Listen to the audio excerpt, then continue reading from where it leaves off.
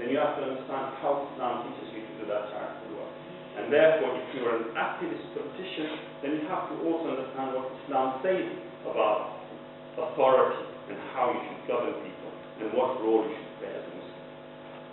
Now, I mentioned to you earlier that the emergence of nationhood states in Europe was an enlightenment. It was something very positive.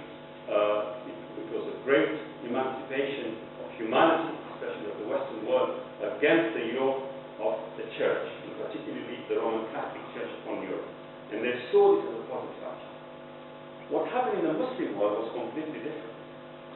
When the Uthmani Khilafat was destroyed, it is amazing that scholars have written, and particularly Maulana Muhammad Ali Johar and Muhammad Mahmud Hassan, and these were great scholars of the time who were around there at the turn of the 1900s. They have written that if suicide was permissible in Islam, they would have committed suicide because of the fall of the Islam. So it was a tragedy of a great proportion that the Muslim Ummah, for the first time after 1400 years, who had a central Khilafat system, now were disenfranchised, and now were being ruled by, or nation-hood states were being created on a land that spanned from Morocco to modern day Iran as a single state, was now disenfranchised, dissected, and divided, so that people could not even travel from one country, say Syria, which was known as the whole region of Al-Sham, to Lebanon, its neighboring country, or modern-day Jordan or Saudi Arabia without a visa. And they had cousins and blood relatives across the borders. And so this was a great, tumultuous event. It was a negative impact on the Ummah. The Ummah was divided, world conferences started being held, a major conference took place in 1931, where 130 ulama from across the world. Remember in 1931, most of these ulama, they had to travel by ship. Most probably took them 2 to 3 weeks to travel from Indonesia, from India, from Bosnia, from across the southern African continent, come for a conference in order to see how they can revive Islamic studies, to revive the people. So the concept of creating nationhood states on the Muslim world was very negative. And it was negative because of Kemal Atatürk. When Kemal Atatürk created modern-day Turkey, his first imperative was to destroy Islamic ideas and ideals within establishment. So he destroyed all concepts of Islam, either in social, political, legal, educational fields. He tried to completely wipe it out. In other words, what he did is he drove faith to ground level. So Muslims now became an individual unit, as Prophet ﷺ was in Mecca, not even in Medina. We became a single unit. So a single unit and a community whose fiqh, that means whose jurisprudence, was based on a nationhood, was now being exercised at an individual level. And they did not know how to behave, how to operate within that system.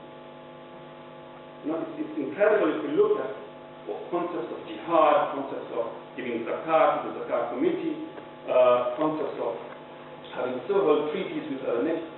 It was completely alien now.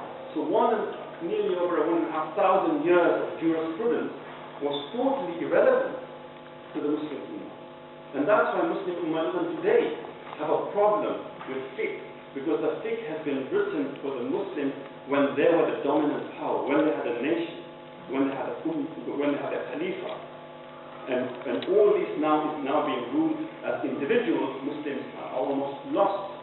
And there's so much contention and debate amongst the scholars as to how different fiqh should be applied by different people, especially as minorities. And as Muslims started to become minorities, as they migrated out of the Middle East and Asia, they became more and more minority people throughout the globe. And how they should rule themselves also became an issue. So this was a great negative impact on the Muslim community, whereas it was positive on the Western world. In particular, when I say West, I mean the European world, and how creation of nations would say was a positive aspect, whereas to the Muslims it was a negative aspect. Now, Muslims, as especially when the faith was driven down to the ground, automatically what it meant, so I've mentioned that it must take it, what it meant that the West now started seeing that if it was possible to emancipate themselves, to enlighten themselves, by divorcing faith out of their lives, they went a step further. Then reason superseded faith. And this is where science and then the Renaissance come in. That the Western world now saw the emancipation of humanity itself through reason alone. That it is reason, and when we apply reason to humanity and to the problems of humanity, we will be able to emancipate humanity. Faith has to be divorced out of any equation. Whereas Muslims, even up till now, Muslims say, no, faith has to be central. Because if you divorce faith, then whatever you learn, the parameters of those will go beyond the norms of what may be acceptable to the whole for the benefit of the whole global community. Let me give you an example. Iqra Bismi was the very first verse revealed to humanity, in which Allah subhanahu wa ta'ala says that read in the name of your Lord. Now, that is translated very unfortunately, callously, to say that education is what has been advocated here. And you look at the law of Islam Institute, Iqra is always recited to invoke that. But if you think what Iqra really is invoking, it's conditional. It says, Iqra Bismi Rabbik. Read in the name of thy Lord. That means read, yes, but what? Conditioned to your Lord, to your Rabb. And a Rabb in Arabic means one who provides sustenance, one who's equitable, right? So the difference here is very simple. If we look at Iqra in the world, it's tremendous. From when the verse was revealed 1400 years ago to today, the level of literacy is phenomenal. More people can read today, more people can write. We have electronic gadgets at our disposal. Yet, what Iqra has done today is that those who have knowledge, rather than become the beacon of light of emancipation of humanity, has become the means to oppress those who don't. So today, those who have knowledge to drill for oil and mine for gold will go across the world and access those raw materials, yet those people under whose very feet those raw materials are being extracted, they are deprived of the benefit of those raw materials. That's what Iqra has done, because it is not tied to Bismi Rabbik. So it is Bismi Rabbik that is required in Iqra. Hence, faith is required in any system for that system to be equitable. If it is not, then reason, the human reasoning itself, will mean that it becomes an oppressive means.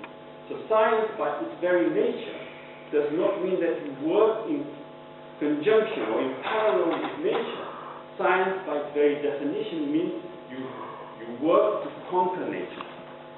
So science, human ability, human knowledge is to overcome the obstacles of nature. It's not to learn nature. That's why we have environmental problems. That's why you look at industrial nations. We have expanded so far for our benefit, not realizing the damage we have done to the nature itself. And in here lies the major difference between political Islam and Western concept. Bernard Lewis is a great historian, if you like, but a great critic of Muslims. He wrote a book called Why Muslims Have Failed. In it, it's a very short book. I would really recommend people to read it. He gives many reasons as to why the Muslim Ummah has failed its people. And he pinpoints the sole reason for the failure of the Arabs and whoever belongs to the Islamic faith, to the religion itself, the faith itself, Islam itself. So in other words, what he's trying to say that I'm not a racist. I'm not against Arabs or the Asians or the Africans who believe in this faith. It is the faith that pulled them back. And he gives a wonderful example. He gives an example of coffee.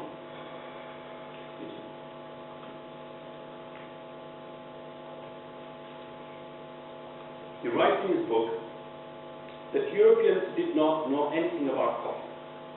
When they went to the Arab world, they were introduced to coffee. And the Arabs loved their coffee and they loved it sweet. And they used to consume great amounts of it. So when the Europeans went across to the Arab world, they were introduced to this great beverage. And the Europeans loved it as well. So they came back home and decided to see how this product was